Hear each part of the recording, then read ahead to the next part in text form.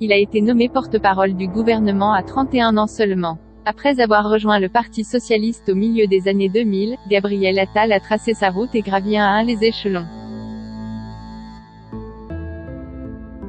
Depuis le début de sa carrière en politique, il a su bien s'entourer. S'il a fait ses armes auprès de Marisol Touraine, sous le quinquennat de François Hollande, il a ensuite adhéré à En Marche et rejoint Emmanuel Macron dans son combat. Gabriel Attal est d'ailleurs devenu le porte-parole de La République En Marche en 2018. En parallèle, il a rempli les fonctions de député des Hauts-de-Seine et a siégé à la Commission des Affaires culturelles et de l'Éducation à l'Assemblée nationale. À la fin de cette année-là, il a été nommé secrétaire d'État auprès de Jean-Michel Blanquer, ministre de l'Éducation nationale et de la Jeunesse. Une nouvelle mission qui a fait de lui le plus jeune membre du gouvernement.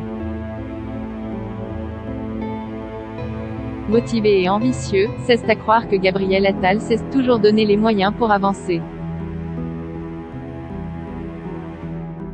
Ces dernières années, il a pris une place politique importante. C'est un des députés les plus actifs et il est porte-parole de LREM.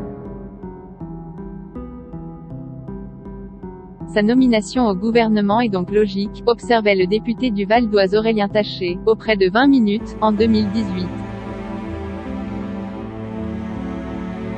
Gabriel Attal a pris conseil auprès de ses prédécesseurs. 2 ans plus tard, le jeune loup de la Macronie a accédé à un autre poste, pas moins prestigieux, celui de porte-parole du gouvernement.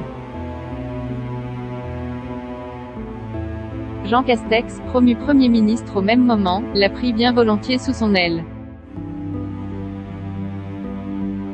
Conscient que cette nouvelle tâche allait s'avérer sensible, qui plus est en cette période de crise sanitaire, Gabriel Attal a pris conseil auprès de plusieurs de ses prédécesseurs, à l'image de Sibeth Ndiaye ou de François Baroin. Le maire de Troyes lui a par exemple conseillé de garder une bonne hygiène de vie, bien dormir et faire du sport, a-t-on pu lire, selon des propos rapportés par l'Opinion. Fan d'Orelsan et de Koh-Lanta, en première ligne depuis le début de la crise sanitaire, et malgré quelques couacs, Gabriel Attal a su montrer qu'il avait les épaules pour mener à bien la mission qui lui avait été confiée. En privé, il peut compter sur son compagnon, Stéphane Séjourné, pour l'épauler. Et quand la pression devient trop forte, le trentenaire peut toujours espérer décompresser en écoutant un titre d'Orelsan. En véritable fan, il a monté le fan club de l'artiste à l'Assemblée nationale, ou bien regardé Koh-Lanta, émission avec laquelle il a grandi et qu'il continue de suivre assidûment.